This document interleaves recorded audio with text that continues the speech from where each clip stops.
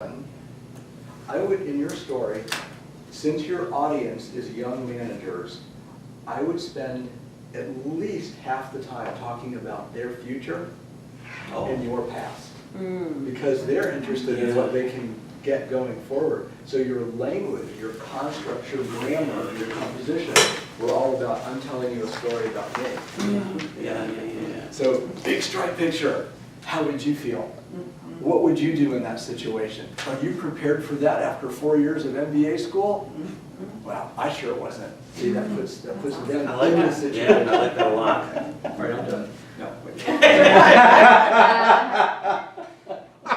I thought the core of your presentation, from listening without looking, was on this notion of what's it like to feel attract, betrayed, and so on. That was the emotional highlight. And I think that your answer to that needs to be stronger than that first point. Does that make sense? The what first point? When you were talking about, you used the phrase, what's it like to feel attacked? Yeah. Do you know what it's like to feel attacked? Have you ever felt attacked? Have you ever felt attacked? Okay, whether you use it that way or not, this notion of introducing the audience to the feelings of being attract, I can't even read my own writing, betrayed, all those negative things that happen when people who you work with turn on you or appear to turn on you. That's very negative and very strong, and it doesn't happen many times in our lifetime, especially en masse, when everybody turns against you. It's a very lonely time. As you're working through your story, make sure that the ending, make sure that the lesson that you're teaching is even stronger than that. Okay. Because the cure has to be more powerful than the sickness. Okay. All right. The next thing is the third point that you could make after that is being a manager isn't always that much fun, is it? You started with being a manager isn't fun. You kind of killed the punchline. Okay. So if you make that after the attack part. I'm laughing because it's, Yeah. All right. Then skills can come forth, and going back to the basics. And then number 5, no, that was it. I think that was, okay, that was it. So here's my other question for you. And I'm not trying to ask this in a mean way, but I'm going to ask it very directly. I'm trying to get you to uncover something. What's the point of this presentation for your audience? The point is, you're going to, as a manager or supervisor or leader, you're going to go through difficult times that, your boss is going to tell you to do something, and you're going to be like, yeah, and he's going to tell you how great it's going to be, and you're going to be thinking, my people are going to kill me right now, after I go do that. And it's all right to feel that way, but you've got to, Okay. Now state that as a point. You told me that as a story. I'd have to think about it. I'm doing. Think about it. Okay. You can phone a friend. Does anybody else think? What's the point of his presentation? You can meet adversity. Excuse me? You can meet adversity. You can meet adversity. What else? With principles that are proven because you walk through it. Yeah. Okay. What's the visual? Oh, Keep thinking. okay, I'm thinking. It's something about, I like what you said about leadership, that is, that you have to really see yourself as a leader in order to Manage. to be able to, to be able to be the segue between what the top management is saying and what is the reality. Somehow you Yeah, I have agree with to that. find your personality and leadership skills so you can sell it well. Mm-hmm. I think that's the Think point. about how to state that as a point And even more succinctly. It's not about your feelings and your emotions, it's about your employees who are getting yelled at and you protecting them as a leader. That is a point. Thank you. I think hard times, That's a good point. I mean to Oh, good disparage you. point. That's the definition of a point.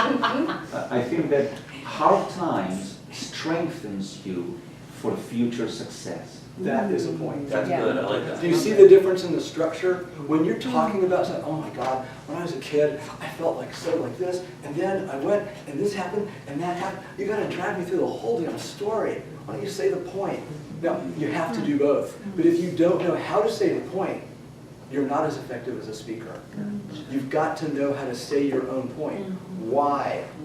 It becomes the title of your speech. It's what other people talk about. It's how you sell it. If you're dealing with a training person, you can explain it in terms of training. If you're dealing with a motivational buyer like a sales manager, you can explain it in terms of motivation. But if you don't know your own damn point, no one else is going to figure it out. The most important thing you need to know about your point is that it keeps you focused on your audience. The whole time, every single second, you keep that point in mind. You wire yourself for this presentation, not to memorize things, not to do a Jeff Justice thing, not to do an anybody else trains you thing, but you're here for your audience. You're trying to get them to a place where they feel something and know something. Feel something and know something. Okay? So hang on one second. What was the point again? Oh, gosh. Say it again. When you're being attacked and you have all these feelings that are coming at you, but as a leader, you have to protect the ones that you're supposed to be leading. Okay. Say it shorter. I don't know. You did the last part. As a leader, it's your job to protect your team. Right. Okay? And not What worry was about your your point? feelings. Real short. You're next. Silence is gold. Got it. Go ahead. Yeah, shaking hands with the picket line. That's the picture. visual. Wow. That's the visual. Oh, that's so great. Wow. Say that again? Shaking hands with the picket line. Wow. And maybe some of them not shaking his hand. Okay. Yeah. Wow. You made me think of something else. Remind me about reverse order in just a second. Okay. But on the point thing, have y'all heard the term hero's journey? Mm-hmm. Who are some people in common culture that have been on a hero's journey? Mandela, Mandela, Oh. Moses. Moses, MLK, JFK. Forrest Gump. MLK, Martin Luther King. Martin Luther King. Who else? First. That reverend who walked across the bridge in Alabama, I can't remember his name. Yeah, Gandhi. Okay, all right, yeah, Gandhi, all these Harriet people. Tubman. What is he? What's the hero's journey? You start as an average Schmo. Some tragedy befalls you and you're crushed. You're less than you ever were before. And then, oh, I forgot we're on camera. Then you have to go through this process of exploring, of learning, of listening, of self-discovery. You transform your own view of the world and of yourself. You become a different person. You have different capabilities. You're able to handle that whole situation with ease, and you're gliding along, helping more people. You're expanding your view. You're expanding your ability to make an impact on others, right? Yours is going from manager to leader. Yeah. That's your point. Yeah, That's the absolutely. future that these folks are looking for, and that's your past. And it took you 20 damn years to do it, and you hope they can do it in 2. Yeah, Oh, I like with that. their help, with your help. And then you can really make very clear, because in the minds of the majority of people is still that confusion that management and leadership is exactly the same thing, but you can make that clear distinction that being a manager and being a leader are two different things, completely two different There you things. go, that's a What good, is that's a the, great. what is the name of your, what is the title? Don't have one yet. Okay, I think so, it's Joe in the picket line. okay. Go ahead. Overcoming adversity in the workplace from trained manager to leader. Exactly what you did. Tagline. And to her point, That's the tagline. I'm sorry, Cindy. to Cindy's point, you learned all this stuff in school, the theory, right? But when you got out to the real world, that ain't the way it happened. Right. Mhm. How would you start it now? Because I'm getting confused. Hold on, before you do that. That, the caveman thing was super interesting to me, and I think that's what touched me the most, is like, in the beginning, you're like, I wanted to beat them with this stick, and then here at the end, this guy happens to be in a caveman outfit. And I was like, oh my gosh, that was so powerful to me. So I wonder if there's some sort of like turn of phrase you can say, like had I been 20 years younger, I would have grabbed that thing out of his hand and like, you know, but instead I wanted to embrace him and the fact that blah, blah, blah something. Or it could be. I thought that was really cool. It Like, That was- could that be was shaking Sean's hands thought. with a caveman, but then you're not sure if you're the caveman or the person on the picket line is the caveman, or maybe you were both cavemen at some point. Hey, Oh, how that's about this tagline? From clubbing to shaking.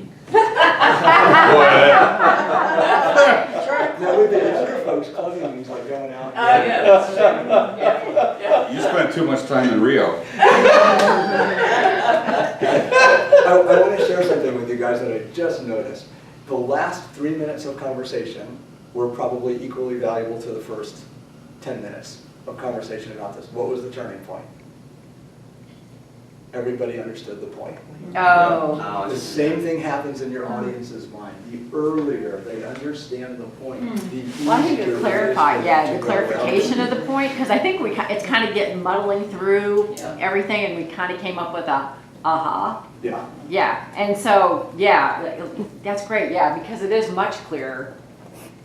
Yeah, I'm listening, I'm thinking as you say, I like the thing where you said, I went from a manager to a leader, and the fact that, you know, they don't teach you stuff. It's your hero's journey. Remember that book, what they didn't teach you, the transformation, kind of that kind of thing. Yeah, or everything you need to get an MBA you can learn in this book. Why spend $50,000 at Harvard to spend $795? What was your picture again, please? Shaking hands with the picket line. All right, let's try something real quickly. Remember I asked you to remind me about reverse order? Mhm. You forgot, but I remember. All right. What if you started with the end of the story? And that's not a recommendation, the ideas, suggestions, recommendations, this is just an idea. Sometimes telling a story backwards helps people learn better. When I teach, let me give you a quick example. How about, I'm going to teach you something in Russian. Let's go to Moscow by train, okay? Давай, поедем в Москву на трение. All right, everybody.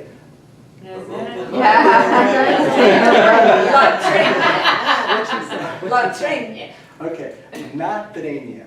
Not трение. К Москву. Москву. К Москву на трение. Москву на трение. Поедем. Поедем. Поедем к Москву на трение. Поедем к Москву на трение. One more time. Поедем к Москву на трение. Поедем к Москву на трение. You guys speak Russian. What with the construction when you're teaching people a foreign language is to start at the end and build a little bit back. So the red thread that people were asking me for could be this notion of becoming a leader. So you can mention that 3 or 4 times. So you start with the handshake and a picket line, and you tell your story a little bit backwards. That gets the audience more focused on their future. Yeah, I'm just afraid I'm gonna get it confused, I'm gonna jumble it up again. What if you just did the picture without telling the story and just be like, I just want you guys to see, you know, I don't know what the word is around it, but see this picture. And then when you get to the end, be like, hey, remember this guy? He was one of those guys at the picket line. Ooh, you guys like that? Goosebumps? That's good.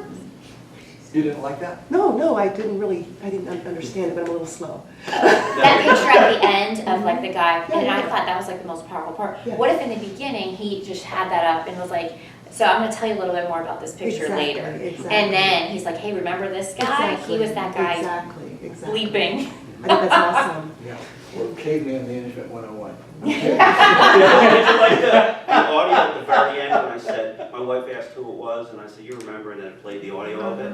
Yeah. Did that make sense? Yeah, I Because like it was that. confusing last week. I love it. No, I thought that was good. Okay. Okay, So, Okay. one last comment. okay, great, thank you. When you guys are going through building your signature pitches, it is confusing. Mhm. It is mind-boggling. You've got all these different things going on. It's really hard, okay? Remember that it's just a project. It's not you, it's a project. And your content is over here, and you're over here, or over here, or over here. Work on your content. Work on understanding your audience, because your content is for your audience. And then, when you step on stage, you put yourself in between all of that. That's when you shine. That's when your performance happens. That's when you act. That's when you sing like Madonna. That's when you connect with everybody. But while you're developing it, it's okay to keep it separate so that it doesn't drive you crazy, because you don't need psychotherapy on top of ProPath and on top of speakers. Hey, Mike, you've had time now. We just wanted to be able to kind Give us more. of, Okay. you know, feel free now to share more of your wisdom with us, because we have 15 minutes. That was all that I have. I have no. We want more. Give us sociopath or, no. Well, do you have any questions or clues or starters? Well, I guess, I kept on going, okay, Sandy and I were just going, Can I ask you to suggest, can I suggest something? Yeah. Let's have somebody be the camera person.